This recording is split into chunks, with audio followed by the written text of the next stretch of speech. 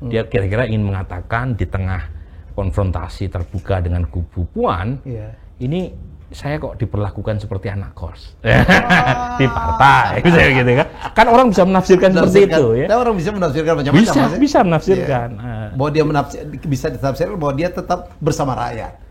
Tetap bersama rakyat. Tiap hari sepeda, bersih. Dia menyapa, menyelesaikan dengan bertemu langsung. Ya? Okay. Saat yang sama kan dia makan mie, mie godok Jawa, gitu ya. Mie-nya warna kuning, ada sawi hijau, tanpa saus merah. Lagi-lagi itu kan soal simbol.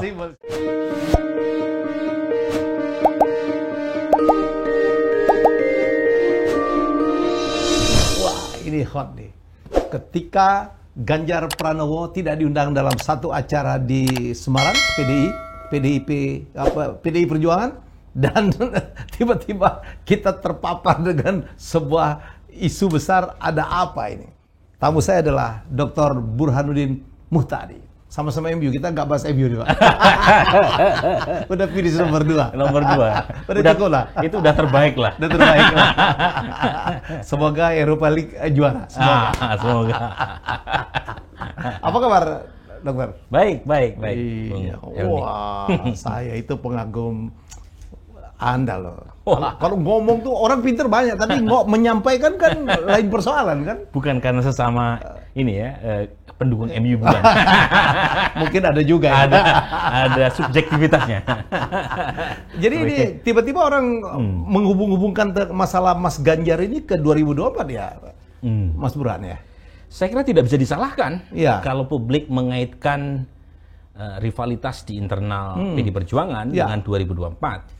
Jadi kalau ada anggapan bahwa kemarin semacam drama yang sengaja diciptakan untuk menaikkan Ganjar, salah.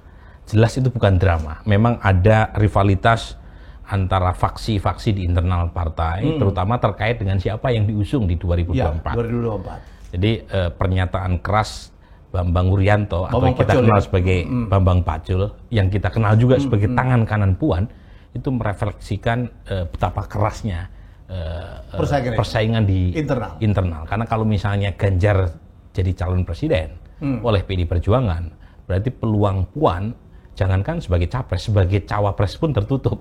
Karena itu sama-sama satu partai dari PD Perjuangan. Jadi kalau Ganjar jadi capres, otomatis Puan tidak mungkin menjadi cawapres. Atau sebaliknya. Jadi lagi-lagi ini merefleksikan betapa kencangnya dinamika bukan hanya di PD Perjuangan, tapi hampir semua partai terkait dengan peta elektoral 2024. Apalagi Pak Jokowi kalau confirm tidak bisa mencalonkan diri lagi ya? Itu udah jelas. Kalau kita baca konstitusi tidak ada celah untuk 3 kali. Untuk 3 kali. Nah, memang ada beberapa upaya dari orang-orang terdekat dia untuk menambah periode buat presiden. Termasuk juga dari salah satu kawan kita. Dasar disebut.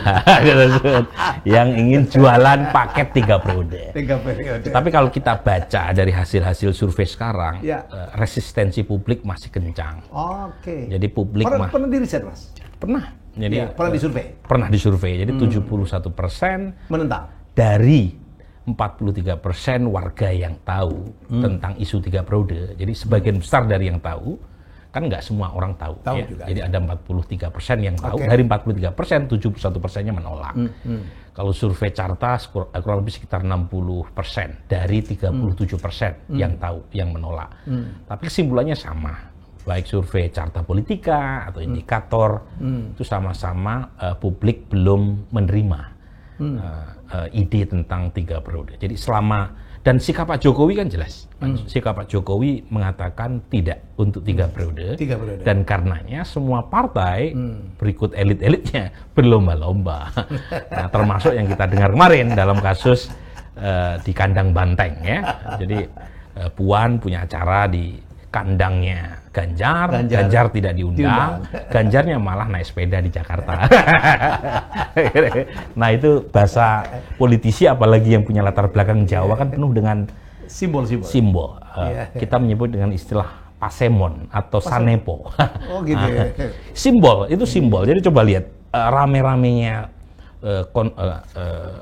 tanda kutip semacam konfrontasi terbuka antara kubu Puan dengan Ganjar, itu Ganjar pakai pasemon, pakai simbol. Ya. Kemarin dia ngomong di Twitter sambil bilang dengan bahasa Jawa, bengi-bengi enaknya ngemi.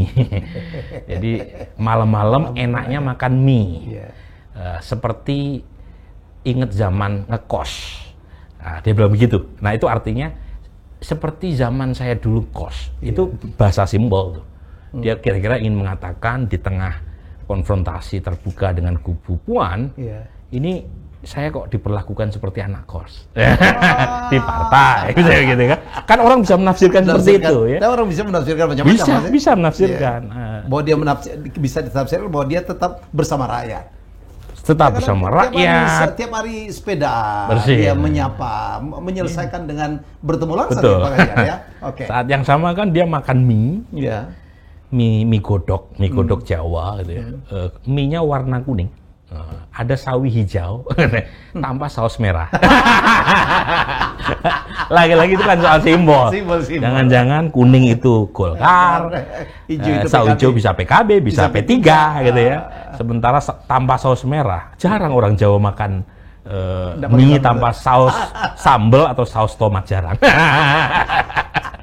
Jangan-jangan itu semacam sinyal yang dia kirimkan ke PD Perjuangan. Kalau saya diperlakukan seperti ini, saya tidak menutup pintu untuk dipinang oleh partai lain.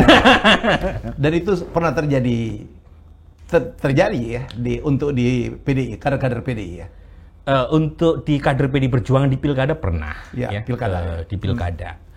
Dan beberapa partai mengambil sikap keras, misalnya di Kabupaten Semarang, kadernya tidak mengikuti instruksi partai itu dipecat, gitu ya. Tapi di konteks pilpres kita belum pernah mendengar kader PD Perjuangan dipinang oleh partai lain. Jadi misalnya kalau kasus Pak Jokowi menunggu sampai titik akhir rekomendasi dari partai. Dia tidak menerima pinangan dari partai lain. Meskipun tahun 2013 ketika pertama kali dia maju sebagai capres, saat itu banyak partai yang sudah mengantri untuk meminang seorang Jokowi. Tapi dia bilang, tunggu dulu, partai saya belum memberikan izin. Nah ini pula yang menjadi kegelisahan beberapa elit PD Perjuangan, termasuk kubu Mbak Puan. Ada orang seperti tentu saja Bambang Pacul, Mas Utut Adianto, orang seperti Trimedia Panjaitan, dan banyak lagi yang merasa Ganjar terlalu maju. Kan bahasa Bambang Pacul kan kemacon, belandang itu nekat gitu ya. Kemudian juga sok gemintar, itu bahasa yang kira-kira merefleksikan kegelisahan di internal partai, terutama faksi Mbak Puan yang melihat Ganjar ini dianggap sudah punya tim sendiri, udah memikirkan 2024, sementara partai belum mengambil sikap. Jadi ini yang saya sebut sebagai pertarungan yang cukup keras di internal partai, dan saya kira tidak hanya di PD Perjuangan. Ini bagian dari power struggle di setiap partai untuk menyiapkan tadi 2024. Wow. Mas, ini menurut Mas Burhan sebagai seorang pengamat politik, ini merugikan atau ada skenario yang justru menguntungkan menaikkan PDI sebagai sebuah partai yang terjadi di Semarang ini, Mas? Sebenarnya begini, PD Perjuangan ini kan sebenarnya punya potensi untuk hat-trick kemenangan. Sesama pendukung MU kita harus pakai bahasa sepak bola. Karena kan 2019, 2014 menang, 2019 menang, 2024 kalau misalnya positioning bagus, kader yang dipilih sebagai capres juga tepat, itu potensi menang 3 kali berturut-turut besar. Sangat besar. Karena beberapa nama kan muncul, bukan hanya Ganjar, ada Tri Risma hari ini. Ya, yang juga kuat ya. Yang juga lumayan, kurang lebih sekitar 3 atau 4%. Tapi kan lumayan ya. Sudah tertangkap radar. Dalam top 5 atau top 6 ya. Kemudian tentu saja orang seperti Puan 2%, not bad gitu ya, karena masih banyak ketua umum partai yang lain yang elektabilitasnya 0, jadi Puan nggak terlalu buruk juga, sekitar 2%. Nah, saya sebut punya potensi besar menang, karena kalau misalnya pilihannya tepat, maka saat yang sama PDI Perjuangan dia paling banyak mendapatkan keuntungan kalau Pak Jokowi approval ratingnya tinggi. Pak Jokowi kan approval ratingnya kurang lebih sekitar 71%. Ya. Di tengah situasi pandemi. Ini hebat juga. Kepuasan orang terhadap pemerintahan Pak Jokowi kinerja presiden tinggi. Survei terakhir ya? Survei terakhir saya bulan April 70% 71. SMA sih lebih tinggi lagi, 77%. Ya. Nah, Kompas kurang lebih sama dengan kami. Nah, apa yang menyebabkan salah satunya karena Pak Jokowi dengan segala kritik kita terhadap penanganan pandemi, ternyata gitu ya, kalau kita lihat data dari Johns Hopkins University, One World in Data misalnya, itu kalau ukurannya adalah death rate per million people, itu masih rendah itu. Orang meninggal karena COVID di Indonesia. Kemudian GDP kita udah membaik. Kepuasan itu kan faktor utamanya adalah soal ekonomi. Nah, ekonomi kita terakhir kuartal pertama 2021 minus 0,7%. Coba lihat negara-negara lain lebih parah lagi gitu ya. Dan sebenarnya salah satu sebabnya itu karena kita beruntung saja, bukan semata-mata kerja pemerintah. Beruntung yang saya maksud adalah soal penanganan masalah kesehatan yang menurut banyak pihak kita tingkat kematiannya rendah per million people. Karena kebetulan struktur populasi kita kebanyakan anak muda, 70%. Bonus demografinya ya? Persis. Kalau anak muda kan tidak rentan terhadap COVID. Ya. Beda dengan Jepang gitu ya. Persis. Orang tua kita, Bung Helmi, ya. cuma 9% dari total populasi lansia itu.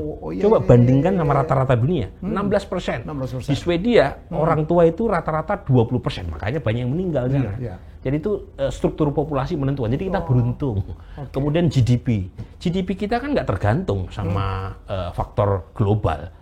Jadi ketika pandemi menghantam, global shock terjadi di mana-mana, kita nggak terlalu terdampak karena kita domestically oriented ekonominya. Jadi kelemahan kita dalam soal apapun sekarang menjadi kelebihan di masa pandemi.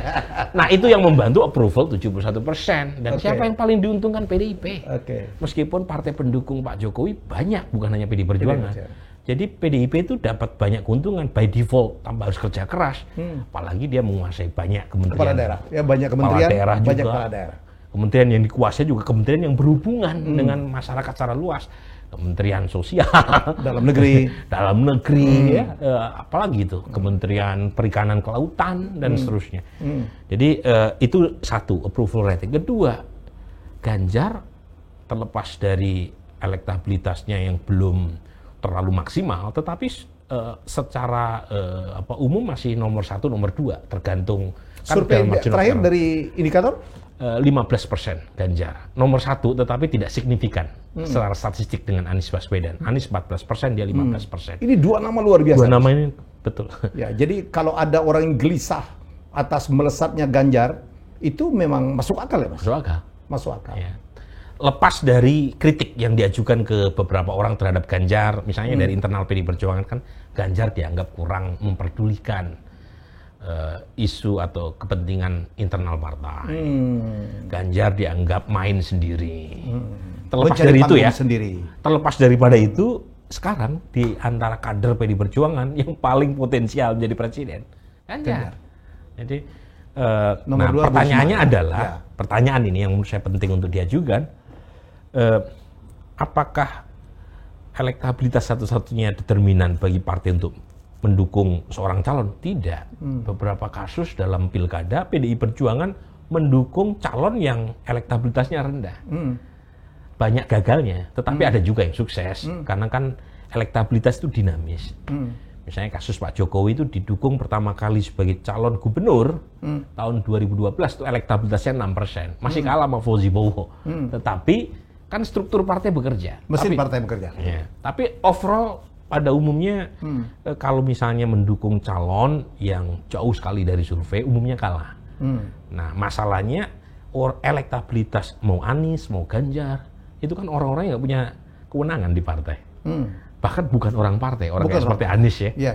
Jadi kalau misalnya nggak punya partai, nah pertanyaannya adalah dengan 20-25%, presidensial threshold kan tetap tinggi karena batal revisi undang-undang pemilu. 20 sekarang ya? Sekarang 20% kursi atau 25% popular vote. Itu bukan angka yang kecil.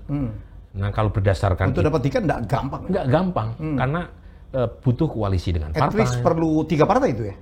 Iya, tergantung misalnya kalau Golkar dengan PDIP cukup ya, dua partai. Dengan Gerindra cukup. Tapi pertanyaan saya adalah, ada calon yang elektabilitasnya cukup moncer, tetapi tidak punya kewenangan. Tidak punya kewenangan di partai atau bukan orang partai. Jadi bukan pemegang remote control partai. Jadi itu jadi persoalan. Kalau misalnya nih ya, Bung Helmi ya, Puan mendapatkan tiket, apakah dengan serta-merta pendukung PD Perjuangan memilih Puan? Belum tentu. Ya, ini kalau istilah teorinya namanya split ticket voting.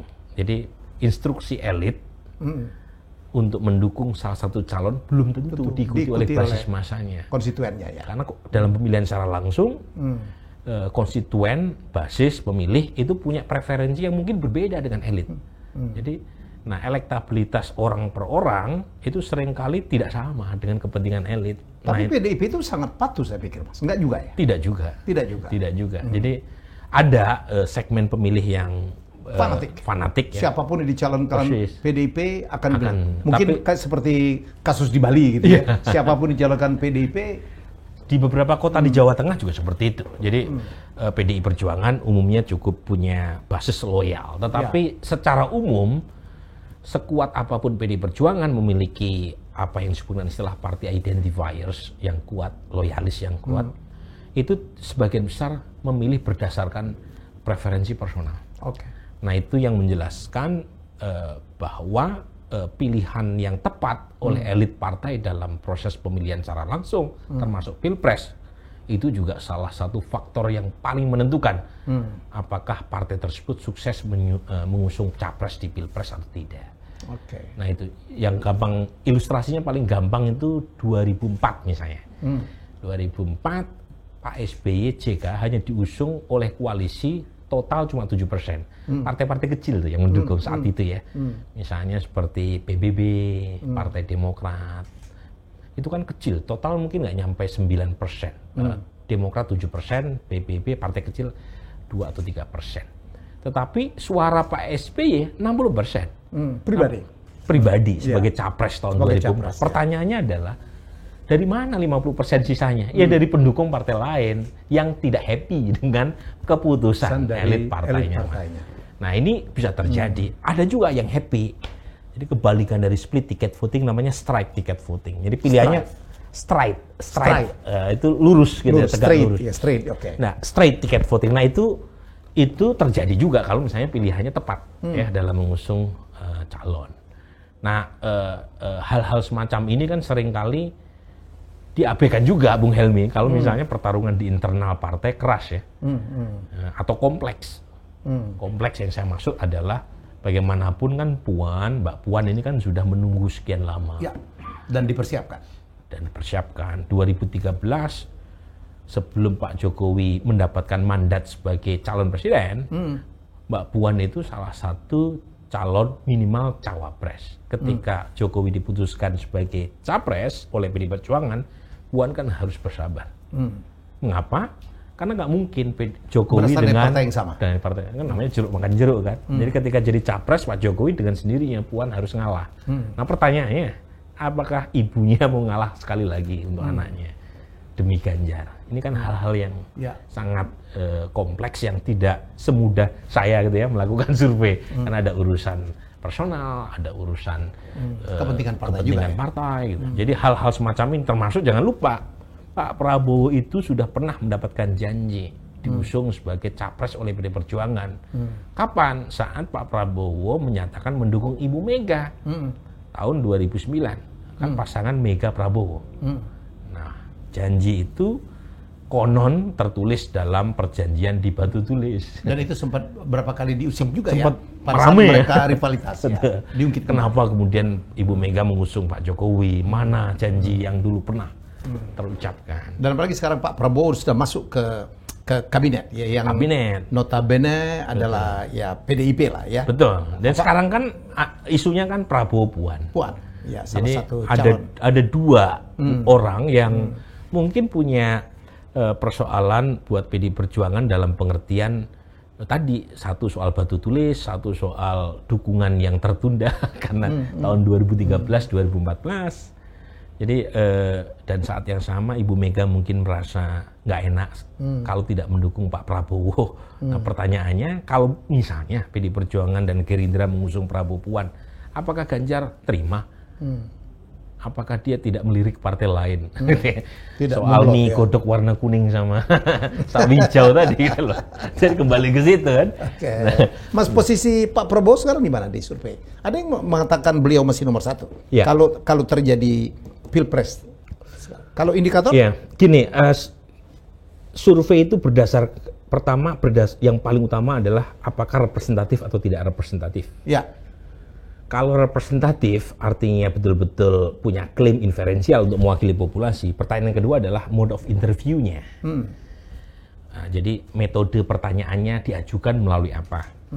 Nah, kalau survei kami by phone itu Ganjar dan Anies statistically insignificant, ada di peringkat 1 atau 2. Dua orang ini. Pak Prabowo di nomor 3. Terakhir Pak Prabowo kurang lebih sekitar 12 atau 11%. Bedanya nggak signifikan juga sama Anies atau Ganjar. Kan Ganjar 15%, Anies kurang lebih sekitar 14%, Prabowo 11%. Tapi itu by phone. Nah, survei by phone itu bagaimana caranya? Itu kita selama 2 tahun terakhir kan melakukan survei face to face. Kemudian karena pandemi dan supaya lebih cepat, kita mengolah dari data base survei yang pernah kita wawancarai face to face, tatap muka kan? Nah, data dari yang udah kita wawancarai secara face to face yang punya telepon itu 70% dari total populasi. Jadi kita pakai teknik namanya double sampling. Orang udah diwawancarai face to face, kemudian kita wawancari lagi, kita acak dari database tadi. Tetapi kelemahannya adalah kalau by phone itu ada 30% yang tidak punya telepon, otomatis tidak terwakili dalam padahal itu survei. Gede itu ya. Lumayan 30%. Kita udah melakukan semacam weighting, pembobotan, tetap tidak bisa 100% mewakili. Jadi yang powerful adalah survei tatap muka. Nah, apakah indikator punya? Punya. Kami punya survei tatap muka, tapi memang tidak sesering survei telepon. Kalau tatap muka kan pertama ada pandemi, kedua kan memang lebih mahal. Kita setahun terakhir punya 2 survei tatap muka. Hasilnya bagaimana? Pak Prabowo nomor 1. Kalau tatap muka. Iya, jadi tatap muka Prabowo nomor 1 memang tidak besar, kurang lebih sekitar 20%. Apakah artinya pendukung Pak Prabowo itu justru orang-orang yang tidak punya handphone ya? Jadi gini, salah satu penjelasannya yang di kampung-kampung atau apa ya? Salah satu penjelasannya adalah Pak Prabowo ini kan popularitasnya udah maksimal. Dan dikenalannya udah 100%, 99, sekian. Oke. Sementara Ganjar atau Anies, Ganjar cuma 55% yang kenal, Anies 87% yang kenal. Nah, ada orang yang memilih karena faktor ya kenalnya dia saja. Kenalnya hanya Pak Prabowo saja. Nah, mungkin bias mereka yang nggak punya telepon, ya kan? Jadi tingkat kedikenalannya terbatas dari mereka calon presiden yang terbatas. Yang kedua, memang kelas menengah bawah yang mungkin awareness-nya rendah terhadap calon lain, taunya Pak Prabowo. Gitu. Tetapi angka 20%, meskipun nomor 1, itu buat Pak Prabowo juga alarming. Mengapa? Karena popularitasnya udah mentok. Udah 100%. Yang kedua, bagaimanapun Pak Prabowo, karena udah 2 kali maju sebagai capres, harusnya selisihnya jauh sama peringkat kedua atau ketiga. Ternyata tidak. Jadi selisihnya tidak terlalu jauh dengan Ganjar atau Anies di peringkat kedua atau ketiga. Kalau pakai survei tatap muka. Jadi kalau Bung Helmi tanya, mana yang lebih dipercaya, by phone atau face to face? Saya lebih percaya face to face. Karena itu betul-betul mewakili seluruh populasi. Baik yang punya telepon maupun yang tidak. Dan yang kedua, kan memang kenyataannya nggak semua orang punya telepon di Indonesia. Jadi kita harus memberikan perhatian pada survei face to face. Nah, survei face to face, Pak Prabowo still number 1. Meskipun tidak nomor 2-nya? Nomor 2-nya Anies Baswedan. Nomor 3-nya Ganjar. Lagi-lagi selisihnya tidak signifikan tuh antara nomor 2 sama nomor 3. Anies sama Ganjar. Jadi kalau mau disederhanakan, ya Anies dengan Ganjar itu lebih potensial memang per hari ini, gitu ya. Nah, Pak Prabowo masih punya potensi. Tentu potensinya untuk menang lebih besar kalau Ganjar atau Anies tidak maju. Kalau dua-duanya maju, apalagi bersatu, Ya berat memang buat Pak Prabowo. Prabowo Puan melawan Ganjar Anies meskipun agak kecil ya peluangnya. Kemungkinannya. Basis di bawahnya kan itu tidak satu itu. Kimiawinya nggak ketemu itu di basis bawah ya. Misalnya ini paling sederhana nih. Anies bawa Gus Miftah dalam peresmian gereja salah satu gereja di Jakarta ya. Yang bawa Gus Miftah itu Anies. Tetapi pendukung Anies marah-marah ke Gus Miftah. Kenapa? Haram masuk ke gereja. Ternyata ada Anies di dalam. Nah, yang pro Gus Miftah umumnya adalah milih Ganjar Pranowo. Jadi ini kan padahal Anies udah benar ngajak Gus Miftah. Mengapa? Pendukung Anies kalau kita lihat demografinya itu umumnya adalah pendukung Prabowo 2019. Jadi kalau pengen menang, dia harus mengambil ceruk pemilih NU, kemudian Jawa, pendukung Pak Jokowi. Jadi itu kalau pengen menang, karena dia sekarang captive-nya terbatas di katakanlah kanan. Dia perlu ngambil yang kiri atau tengah, ya kan? Nah kalau kemudian dia ngajak Gus Miftah, teoretically benar, benar sekali, karena kan dia perlu dukungan dari Jawa Tengah sama Jawa Timur, gitu ya. Tetapi masalahnya adalah apakah pendukungnya terima? Gitu. Ternyata dalam kasus Gus Miftah nggak terima pendukung Anies itu. Yang paling keras mengatakan masuk gereja haram, pendukung Anies gitu. Jadi Anies kemarin diam. Lebih banyak diam menyikapi kontroversi itu karena serba salah. Seharusnya kalau pendukungnya Anies itu pintar, dia mempersilahkan, dia pengen menang nggak coba Anies ini? Kalau pengen menang ya harus ke NU. Anies itu kira-kira akan diusung siapa, Mas? Kan juga nggak punya partai kan? Betul. Kira-kira hitung-hitungan Mas Burhan. Memang begini, Anies bagaimanapun kan tidak punya partai, itu satu, tetapi dalam kedekatannya. Ya, bukan hanya itu. Secara umum kan partai-partai itu kan pengen ikut bandwagon effect ya, pengen ikut rombongan pemenang. Itu udah di mana-mana. Jadi sudah jadi sunatuh, partai pengen ikut rombongan pemenang, calon yang potensial menang. Nah, ukuran menang dalam pemilu secara langsung kan elektabilitas. Betul. Nah, kalau misalnya Anies elektabilitasnya itu potensial untuk menang, ya menurut saya meskipun bukan orang partai, banyak partai yang akan ngantri untuk mendukung dia. Nah, rumus yang ini juga dipakai orang seperti Ridwan Kamil. Calon-calon yang tidak punya partai berharap elektabilitasnya meningkat, kemudian partai mengusung mereka. Ya. Hal ini terjadi dalam kasus Jokowi, ya. Dalam beberapa hal Pak SBY. Ya, misalnya di periode kedua kan semua partai mendukung Pak SBY itu, hampir semua partai. Jadi poin saya, Anies masih punya potensi untuk didukung oleh partai. Hitungan Mas Burhan mana aja? PKS tentu saja, Nasdem kemudian Nasdem, gitu ya. Tetapi kan nggak cukup 20%. Ya. Nah, mungkin harus kerja keras misalnya kalau Pak sambil berharap Gerindra mengurungkan niatnya mengusung Pak Prabowo. Tetapi kan berat buat Gerindra itu. Gerindra itu soal Pak Prabowo kan begini Bung Helmi. Betul bahwa Prabowo peluang untuk menang itu harus kerja super keras. Tetapi bagaimanapun kalau misalnya Pak Prabowo tidak diusung oleh Gerindra yang terkena dampaknya. Karena ini partai yang sangat tergantung oleh Pak Prabowo. Jadi kalau misalnya yang diusung oleh misalnya Anies, itu belum tentu Anies memberikan kotel efek ke Gerindra. Karena Anies bukan organiknya Gerindra. Jadi di situ problematik memang. Nah, tapi di Gerindra ada Sandi Uno, Mas. Betul, dan Sandi cukup lumayan kan elektabilitasnya. Cuma memang Sandi sendiri juga tidak terlalu kuat asosiasinya dengan Gerindra ya. Walaupun di pengurus sekarang. Betul, jadi dia belum menjadi, meskipun dia salah satu wakil ketua Dewan Pembina ya. Tetapi asosiasinya itu tidak sekuat Pak Prabowo. Pak Prabowo itu kan dia Gerindra banget. Dia ketua umum partai, dia ketua Dewan Pembina, ketua Dewan ini, semua itu mengumpul. Jadi betul-betul Gerindra ya Pak Prabowo. Nah, Sandi belum menjadi itu, gitu ya.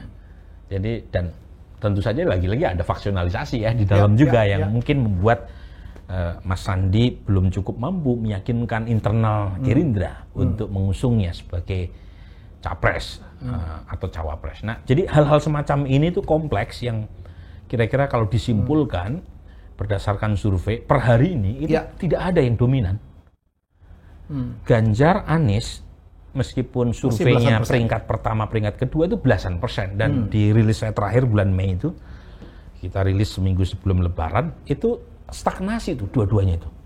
Jadi tahun lalu juga segitu elektabilitas Ganjar atau Anies. Pak Prabowo ada tren penurunan di survei by phone. Yang naik siapa, Mas? Apa? Yang naik siapa? Yang naik itu calon-calon lain. Calon-calon lain itu termasuk AHY kah? AHY tetap. Yang naik misalnya Puan naik dari 1% jadi 2%. Okay. Erlangga dari 0,1 jadi 1%. Oh iya, Jadi sekarang tuh yang naik itu bukan di atasnya tapi yang bawah-bawah. Makin banyak pilihan jadi. Makin nyebar pilih. Jadi ini berbeda nih polanya dibanding ketika kami melakukan survei waktu itu bersama Lembaga Survei Indonesia 2003-2004. Waktu itu ketika Pak SBY pertama kali muncul 2003 bulan November, itu dia langsung kelihatan sebagai calon yang tidak terkalahkan. Jadi dia langsung muncul, kemudian sebulan lagi kita turun naik kencang gitu ya, dan unstoppable. Darling banget. Betul.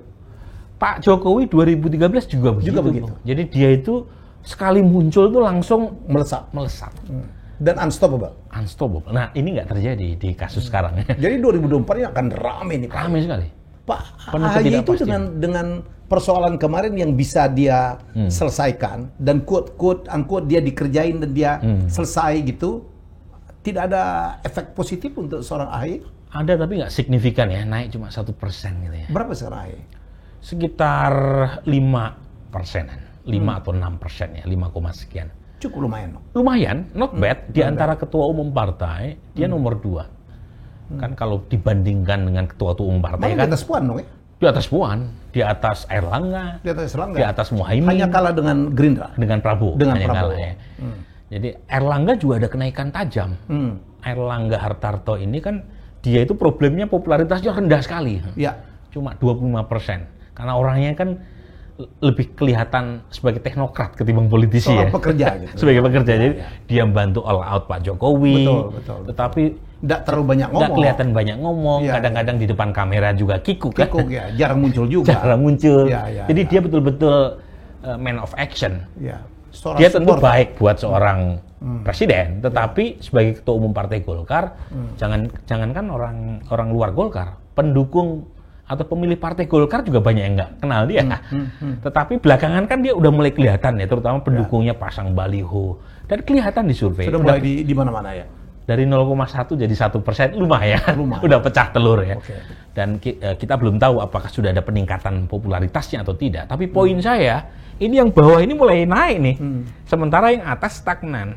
Ada atau malah ada yang turun ya? Ada yang turun, Pak Prabowo tadi kan trennya agak sedikit turun ya di survei by phone. Begitu juga dengan survei face to face. Jadi poin saya, ini berbeda dengan 2004 ketika Pak SBY pertama kali menang dan 2014 ketika Pak Jokowi menang. Jadi sekarang jauh lebih unpredictable karena yang tambah ramai ya. Jauh lebih ketat, jauh lebih dinamis. Jadi kalau ditanya sekarang jangan-jangan berbeda. Karena kan elektabilitas kepala daerah yang moncer salah satunya kan karena panggung pandemi. Jadi pandemi yang luar biasa itu membuat coverage terhadap kepala daerah, karena beberapa pelaksanaan PSBB kan didesentralisasi ke daerah. Dan daerah-daerah dengan populasi besar yang kebetulan punya kasus COVID paling banyak juga mendapatkan coverage luas kan dari media.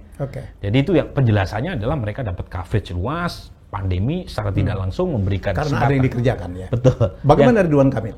Kang Emil? Sama, 10% dia sekarang sebagai capres. 10%. Cukup bagus dong. Bagus, nomor 4.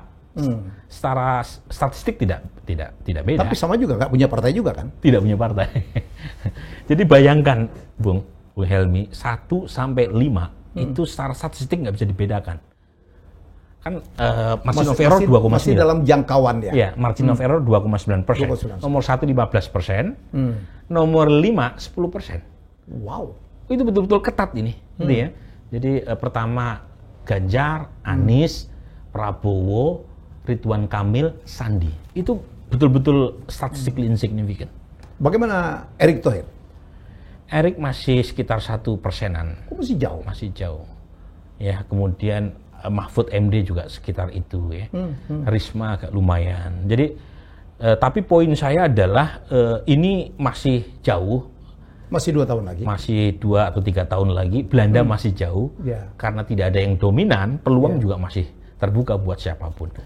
Termasuk misalnya tergantung oleh oleh tadi, karena panggung itu berkaitan dengan pandemi. Dan pandemi tergantung berapa lama usia pandemi ini.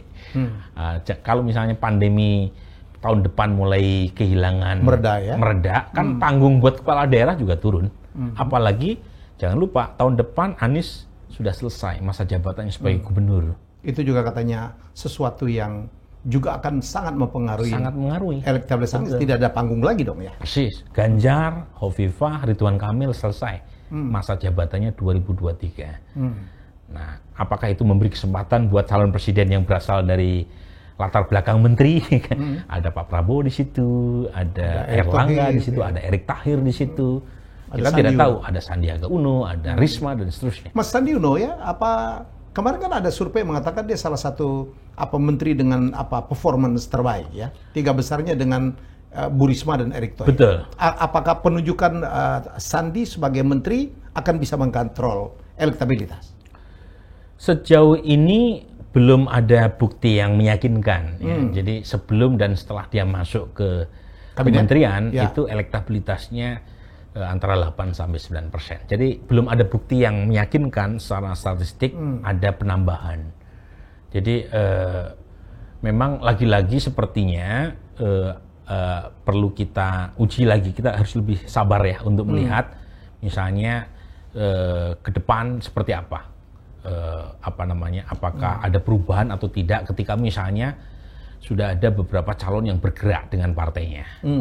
Kan Mbak Puan kenapa kemarin di Semarang kan dia konsolidasi di internal partai di Jawa Tengah. Basis PD Perjuangan kan Jawa Tengah. Dan kebetulan jangan lupa Jawa Tengah itu basis suara buat Ganjar. Nah kalau misalnya gerakan Puan ini dugaan saya pasti punya dampak yang negatif terhadap elektabilitas Ganjar. Negatif justru. Untuk elektabilitas sebagai capres. Karena ini kan zero sum ya. Karena basisnya kan sama yang diperebutkan Puan dengan Ganjar. Tapi seberapa persen kan kita tidak tahu, harus dilihat. Ya. Seberapa besar efek gerilya Puan menambah elektabilitas buat dirinya. But at the same time itu merugikan buat Ganjar, kita belum tahu. Jadi kalau untuk partai secara keseluruhan? Nah, secara keseluruhan partai masih PD Perjuangan. Enggak, yang kemarin peristiwa yang di Semarang itu efek untuk PDI Perjuangan?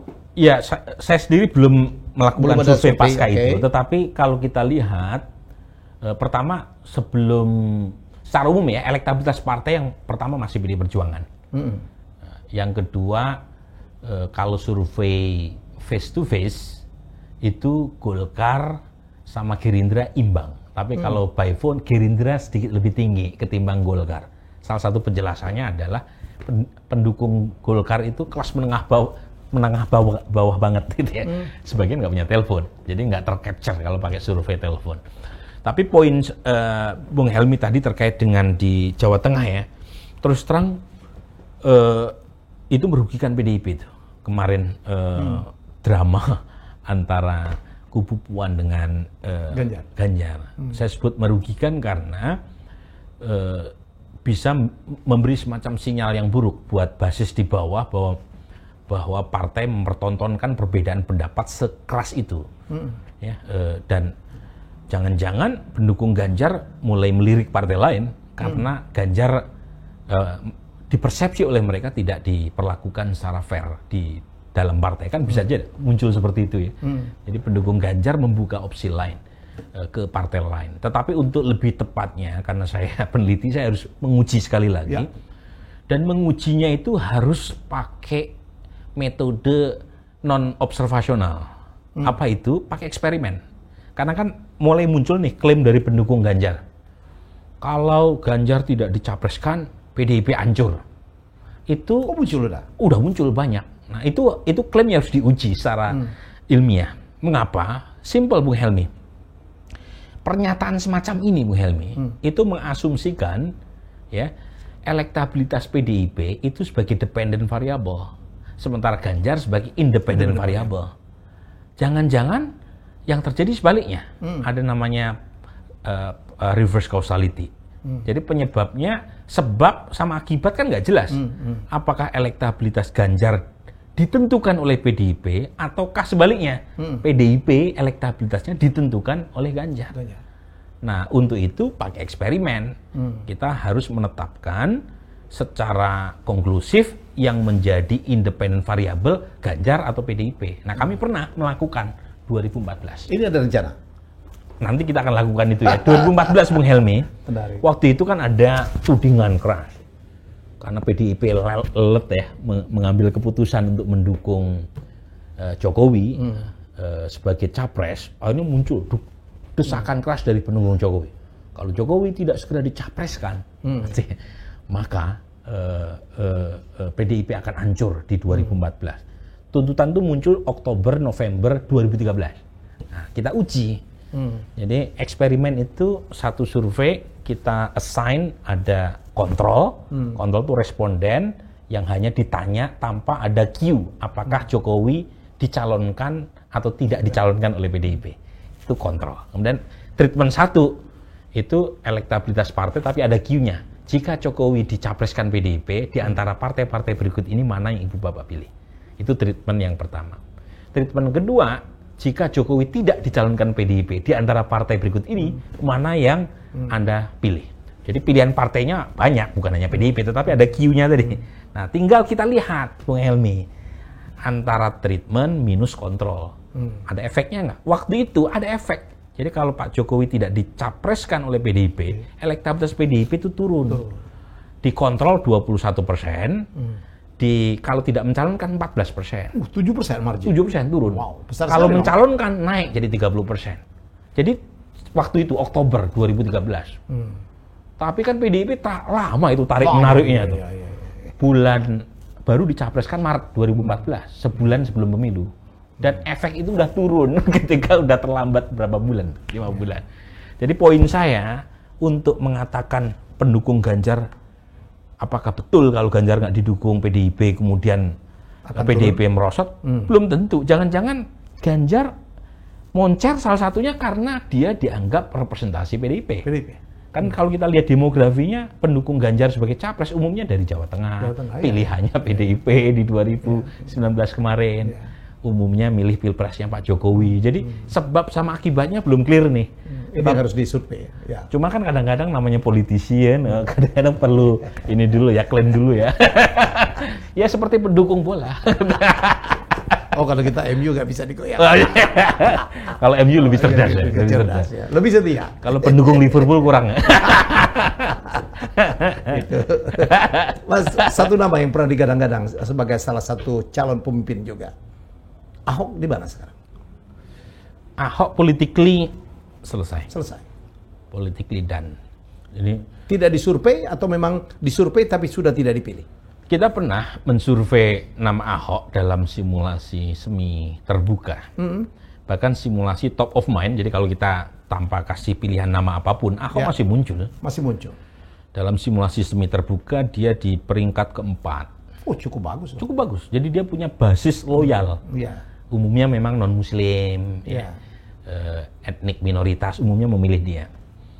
Tetapi kita tahu kan ada persoalan yang berat. Dia punya basis loyalis yang sangat kuat, tetapi nggak mungkin basis itu mengantarkan Ahok sebagai pemenang.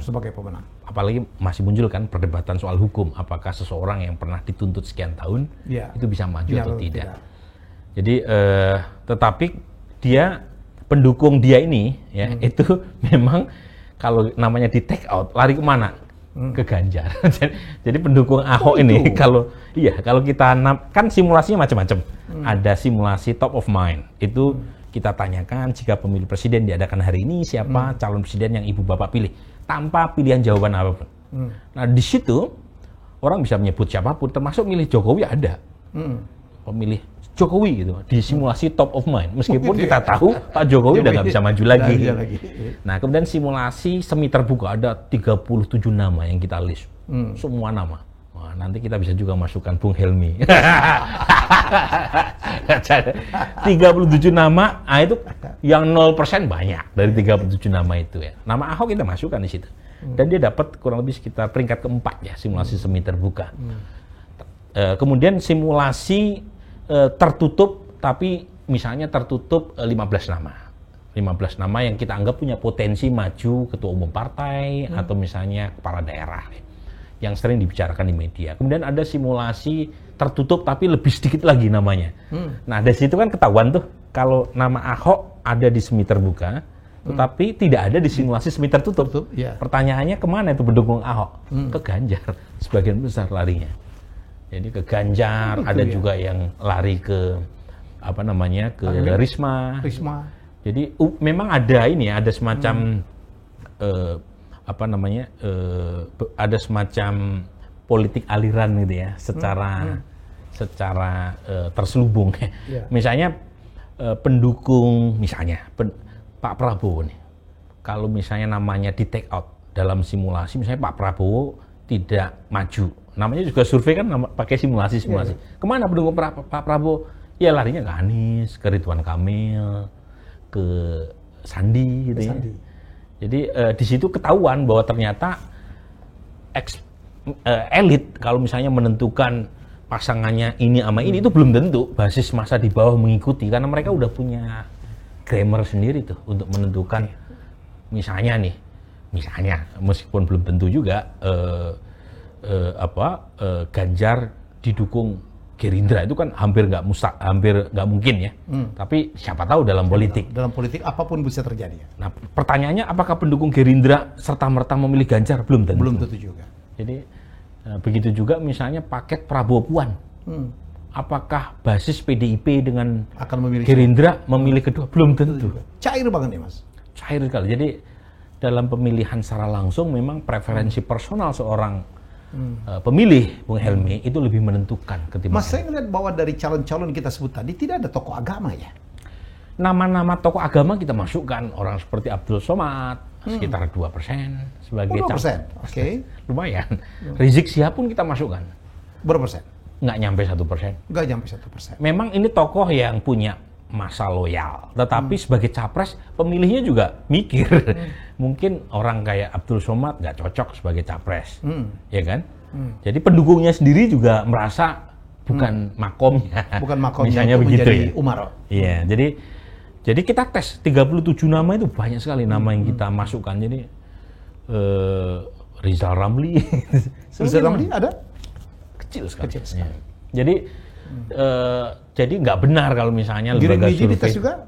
Giring, Chris, semuanya 0,0. Jadi memang masih berat ya buat tokoh-tokoh muda ya. Iya, tokoh muda. Siapa lagi tokoh muda yang Nadiem? Kita tes kecil sekali. Jadi mungkin yang paling bagus mungkin AHY. AHY relatif bagus loh. Relatif bagus. Termasuk barangkali juga Sandi ya. Sandi lumayan, Sandi tadi top 5. Top 5. Jadi AHY nomor 6. Jadi lumayan. Jadi nama-nama yang salah satunya karena tingkat kedikenalan. AHY ini kan karena pernah maju sebagai calon gubernur DKI Jakarta, itu pilkada rasa pilpres. Jadi dia mendapatkan coverage yang cukup luas. Yang kenal dia sekitar 78%. Bagus dong. Besar secara nasional. Tetapi dengan elektabilitas 4-5% berat. Kecuali kalau pengen jadi wapres masih masuk akal ya. Kiai Ma'ruf, ya kan? Kiai Ma'ruf aja kecil sekali. 1%. Oh iya? Padahal kan incumbent lah ya. Incumbent. Jadi ada tadi barusan saya buka Twitter saya, ada yang menanyakan kok nggak pernah ditanya Kiai Ma'ruf. Semua udah pernah kita tanya. Dan kami alhamdulillah punya survei yang sangat rutin gitu ya. Kebetulan kan lembaga kami cukup sering melakukan survei dengan lembaga-lembaga internasional. Dengan Harvard, dengan Princeton gitu ya. Jadi cukup rutin dan selalu saya coba masukkan. Misalnya terakhir sama ENU, macam-macam itu. Jadi banyak lah lembaga yang kerja sama kita dan kita mengecek itu terus. Nah, mungkin ada yang bertanya, kenapa sih kan masih ada 3 tahun? Kenapa harus dicek dari sekarang? Nah, tujuan saya yang pertama ini Bung Helmi, kita akan memilih calon presiden yang menguasai APBN triliunan rupiah. Jadi calon presiden 2024 itu harus kita kuliti, kita telanjangi dari sekarang. Jadi ibarat ikan, dia ikan yang ada di akuarium. Kita harus lihat plus minusnya. Caranya dari sekarang. Nah, yang kedua adalah supaya publik ini dan elit politik itu sadar bahwa 2024 itu waktu buat Presiden Jokowi selesai secara konstitusional. Jadi tolong jangan pernah memikirkan ide lain di luar dari konstitusi. Jadi dari sekarang kita pilih bakal calon penerus Pak Jokowi. Jadi dengan harapan mereka yang jualan 3 periode itu mengurungkan niatnya. Karena kita membiasakan kepada warga atau politisi untuk mulai memikirkan 2024 itu siapa. Kayak itu kira-kira. Jadi kita rilis kepada publik, dan kalau Bung Helmi lihat di website Indikator, itu demografinya pun saya unggah semuanya. Jadi si A, si B, dari sisi pendidikan, pendukungnya dari mana saja. Ada semua. Ada semua. Wilayah, etnik, agama, kemudian persepsi ekonomi, politik mereka yang menganggap positif, negatif terhadap satu isu, misalnya soal COVID, cenderung memilih siapa, ada semua di situ. Jadi silakan. Soalnya itu bisa jadi pandu untuk para calon ya? Betul, jadi sebenarnya itu kayak map gratis itu buat para calon. Jadi biar mereka, termasuk juga kita evaluasi misalnya persepsi publik terhadap calon-calon. Kalau punya space yang banyak, kan kadang-kadang kan pertanyaan, misalnya kalau kita sama banyak lembaga nih ya, kan concern mereka bukan di situ. Concern mereka misalnya kita survei misalnya terakhir misalnya tentang COVID atau tentang korupsi lingkungan. Paling banyak pertanyaan itu. Soal capres kan hanya titipan ya, hanya titipan 5 atau 10 pertanyaan, nggak banyak. Tetapi kalau kita punya banyak space, itu kita bisa tanya lebih luas misalnya, menurut Ibu Bapak siapa yang paling pantas menyelesaikan isu ekonomi, isu politik, isu ini. Jadi kita main di isu-isu terkait dengan kemampuan si calon dalam soal menyelesaikan masalah, soal kredibilitasnya, integritasnya, itu bisa tanya banyak hal. Dan di situ bagus buat publik untuk dari sekarang memikirkan, kok Ganjar, Anies, memang 2 nama itu yang sering muncul, tapi kan nggak dominan. Jadi Anda masih punya waktu 3 tahun. Kerjalah, kira gitu ya, kalau misalnya ada yang punya sebagai seorang pengamat, Mas, dan juga punya lembaga survei, ya, Mas Burhan, apa yang disarankan ya untuk kepada para calon yang sekarang masih ketat bagian ini? Apakah kemarin kan Ganjar sempat dikatakan mempunyai pasukan medsos? Apakah faktor medsos untuk lebih memperkenalkan diri kepada masyarakat, terutama kepada milenials, akan menjadi sebuah faktor yang harus diperhitungkan, Mas? Begini, statement Mbak Puan kemarin, terlepas arahnya ditembakkan kemana, menurut saya dari sisi substansi itu juga kurang pas ya. Mengapa? Karena dalam konteks sekarang di mana internet penetrasinya makin kuat, medsos makin menjadi bahasa yang dipakai sehari-hari oleh pemilih, bertemu dengan rakyat, bertemu di lapangan itu tidak harus secara real.